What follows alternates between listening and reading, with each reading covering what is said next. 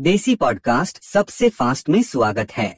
Spiderman brand new day ने अपनी shooting की शुरुआत के साथ ही पॉप कल्चर की दुनिया पर कब्जा कर लिया है। पर क्या इसमें हमें सिम्बायोट के दिखने की कंफर्मेशन मिल चुकी है? क्रिस हेम्सवर्थ ने अपनी थॉर वाली थैंक यू वीडियो पर कुछ क्लैरिफिकेशन दी है। और फैंटास्टिक फोर के बॉक्स ऑफिस नंबर्स के बाद भी डिज्नी का भरोसा कितना मजबूत है इस टीम को लेकर, ये सब और बहुत कुछ हम डिस्कस करने वाले हैं आज, जहाँ मैं आपके सामने लेकर आता हूँ पॉप कल्चर के ऑसम साइड की अपडेट्स एक छोटे से ट्विस्ट के साथ। तो इस हफ्ते की सुपर न्यूज की शुरुआत करते हैं स्पाइडरमैन न्यूज से कि ऐसा हो सकता है कि हमें स्पाइडरमैन ब्रांड न्यू डे में वेनम दिखने को मिल जाए, और इस बात के हिंट खुद मूवी की कास्ट की तरफ से दी गई है। तो जैसे कि हम सब जानते हैं कि मार्वल सिनेमैटिक यूनिवर्स में मैक गार्गन यानी कि स्कॉर्पियन का रोल प्ले कर चुके एक्टर माइकल मैंडो भी ब्रांड न्यू डे में हमें दिखेंगे। तो अभी कुछ दिन पहले माइकल ने अपनी एक इंस्टाग्राम स्टोरी पर ये पिक्चर शेयर करी, जो आप अपने स्क्रीन पर देख सकते हो। अब वैसे तो ये एक वेरिएंट कवर फोटो है 2019 में आई comic Absolute Carnage Miles Morales का, पर इंटरेस्टिंग बात यहाँ पर ये है कि ये एक ऐसी स्टोरी थी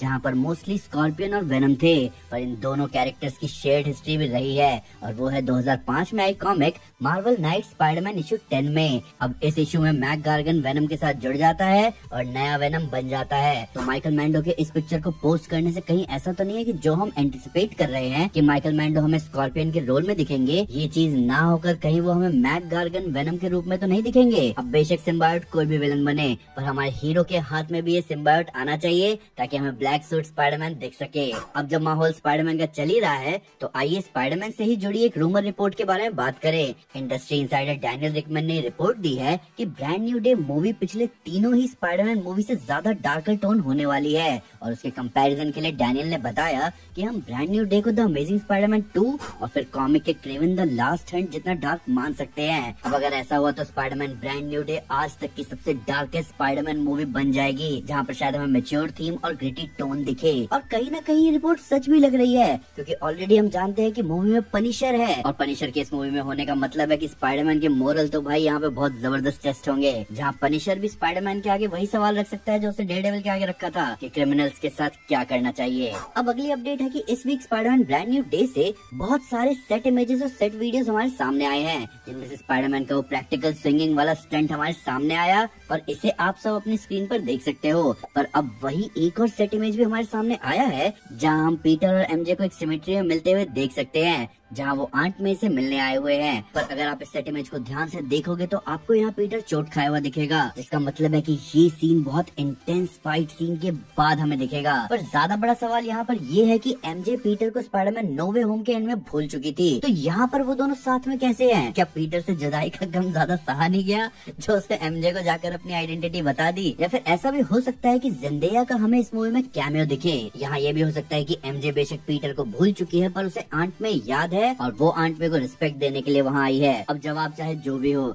इतना तो साफ है कि अपना पीटर इस मूवी में फिजिकली, मेंटली, मोरली और इमोशनली बहुत बीट डाउन लेने वाला है, और शायद इसीलिए वो आंट में की ग्रेव को विजिट कर रहा है, ताकि वो भूले ना कि वो स्पाइडरमैन क्यों है। अगली खबर एक अच्छी खबर है। अब आपको याद हो तो कुछ वक्त पहले क्रिस हेम्सवर्थ ने एक यूट्यूब पर वीडियो शेयर करी थी, जिसका नाम था thank you the legacy of Thor. अब इस वीडियो के सामने आते ही लोग ये अस्यूम करने लग गए कि शायद क्रिस हेम्सवर्थ की थॉर जर्नी फेज 6 के बाद खत्म हो जाएगी। पर इसी हफ्ते द हॉलीवुड रिपोर्टर से बात करते हुए क्रिस ने खुद बताया कि कई लोगों ने उनके इस वीडियो को गलत इंटरप्रेट किया है, क्योंकि वो तो बस इतने सालों की जर्नी की तरफ ग्रेटफुल हो रहे थे, ना कि उनका थॉर का कैरेक्टर कहीं जाने वाला है। तो क्रिस हेम्सवर्थ ने खुद साफ साफ कह दिया है कि उनकी थॉर जर्नी अभी बहुत बाकी है एमसीयू में, और ये हम सभी थॉर फैंस के लिए खुशी की बात है, क्योंकि हमारे लिए अभी भी वो उम्मीद जिंदा है कि हमें रियोन किंग थॉर देखने को मिल सकता है आगे, या फिर फीनिक्स किंग थॉर। इन सब के ऊपर मैं थॉर के साथ आयरन मैन और कैप्टन अमेरिका वाला ट्रीटमेंट नहीं चाहता, जहाँ हमें पता है कि हमें और भी कई सारी आइकॉनिक स्टोरीज देखनी है इन कैरेक्टर्स की। तो हो सकता है कि क्रिस हेम्सवर्थ इस सिनेमैटिक यूनिवर्स में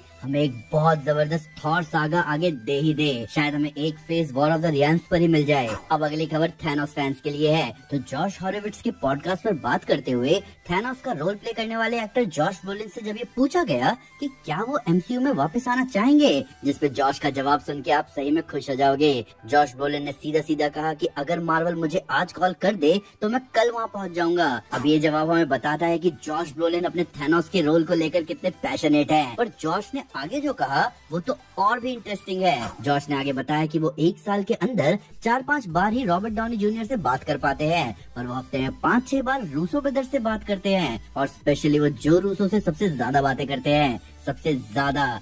जी हाँ, जॉश ने 2 बार जोर देकर ये बात कही कि वो जो रूसो से बहुत ही ज्यादा कांटेक्ट में हैं। ऊपर से जॉश ने आगे कहा कि रूसो ब्रदर्स डूम्सडे के लिए कुछ इंटरेस्टिंग ही करने वाले हैं। क्या डूम्सडे या सीक्रेट वॉर्स में हमें थैनोस दिखने वाला है? क्योंकि अगर आपको 2015 वाली सीक्रेट वॉर्स की स्टोरी याद हो, जहाँ थैनोस का बहुत इम्पोर्टेंट रोल था, जहाँ हमें एक आइकॉनिक मोमेंट भी देखने को मिला था डूम और थैनोस के बीच में, तो कहीं ना कहीं ऐसा हम कह सकते हैं कि एवेंजर्स सीक्रेट वॉर्स इनकम्प्लीट है थैनोस के बिना। प्लस जॉश का रूसो ब्रदर्स के कांटेक्ट में रहना कहीं ना कहीं हमें ये आइडिया दे रहा है कि शायद हमें वो आइकॉनिक सीन दिख सकता है एवेंजर्स सीक्रेट वॉर्स में। अब अगली खबर खुद डिज्नी के सीईओ की तरफ से आई है, और उन्होंने खुद अब कंफर्म कर दिया है कि मार्वल सिनेमैटिक यूनिवर्स के फ्यूचर में सबसे इम्पोर्टेंट फ्रेंचाइजी कौन सी होने वाली है। तो वैरायटी से बात करते हुए डिज्नी के सीईओ बॉब आइगर ने बताया कि मार्वल की अगली सबसे बड़ी और सबसे इम्पोर्टेंट टीम कौन सी होने वाली है। तो क्या आप गेस कर सकते हो? नहीं, वो म्यूटेंट्स नहीं है, वो है फैंटास्टिक फोर फ्रेंचाइजी। अब कॉमिक्स के हिसाब से तो इस बात का बहुत सेंस बनेगा कि फैंटास्टिक फोर क्यों इतने इम्पोर्टेंट होने चाहिए, पर यहाँ पर क्रोनोलॉजी कुछ सेट नहीं बैठ रही। पहली बात, फैंटास्टिक फोर फिलहाल कमर्शियली इतना अच्छा परफॉर्म नहीं कर रही। दूसरी बात, ये टीम दूसरे यूनिवर्स में है जिसको उन्होंने हाल फिलहाल ही बचाया। और तीसरी बात, मार्वल के कर्ता धर्ता केविन फाइगी ने कहा है कि फेज 6 के बाद म्यूटेंट्स पर ज्यादा ध्यान दिया जाएगा। तो यहाँ पर हम फैंस किसकी बात पर भरोसा करें,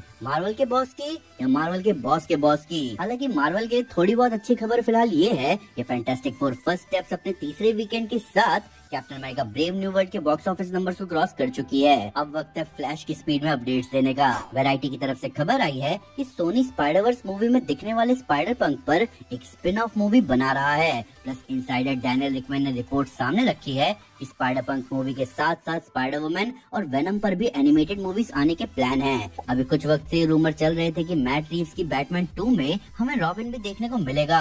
अब जब इस बारे में फैंस ने थ्रेड्स पर जेम्स गन से पूछा तो उन्होंने साफ साफ मना कर दिया और कहा कि ये सब नॉनसेंस है और ऐसा कुछ भी नहीं हो रहा। वहीं एक अपडेट ये भी है कि स्पाइडरमैन ब्रांड न्यू डे के कास्ट में अब एक और नाम जुड़ चुका है, और वो है विनोना अर्प शो में काम कर चुकी मेलेनी सोफ्रानो का, जिन्होंने खुद इंस्टाग्राम पर अपनी एक पिक्चर शेयर करते हुए ये बताया। हालांकि इनका कैरेक्टर क्या होने वाला है वो अभी कंफर्म नहीं किया गया। अब अगली खबर एवेंजर्स डूम्सडे से है, और डेडलाइन की तरफ से रिपोर्ट आई है जहाँ ये बताया जा रहा है कि पेड्रो पास्कल ने डूम्सडे के लिए अपनी शूटिंग रैप अप कर दी है। थंडरबोल्ट्स डिज्नी प्लस पर आने वाली है 27 अगस्त को, मूवी की रिलीज से 3 महीने बाद। प्लस सुपरमैन के डिजिटल रिलीज के लिए 26 अगस्त की डेट निकलकर सामने आ रही है, जिसका ये मतलब भी है कि सुपरमैन मैन ऑफ स्टील के बॉक्स ऑफिस नंबर्स को बीट नहीं कर पाई। तो ये था सुपर न्यूज इस हफ्ते का। अब आप मुझे बताओ कि आपके हिसाब से स्पाइडरमैन ब्रांड न्यू डे में सिम्बायोट के दिखने के कितने चांसेस है? थैनोस क्या आपको डूम्सडे में एंट्री मारता दिख रहा है या सीक्रेट वॉर्स में? और क्रिस हेम्सवर्थ के थॉर की कहानी आपको कहाँ जाते हुए दिख रही है मार्वल सिनेमैटिक यूनिवर्स में? आइए कमेंट्स में इन सब के बारे में बात करें। तो लाइक जरूर करें और चैनल को सब्सक्राइब करना ना भूलें। मिलते हैं दोस्तों अगली वीडियो में। चैनल को सब्सक्राइब करना मत भूलना।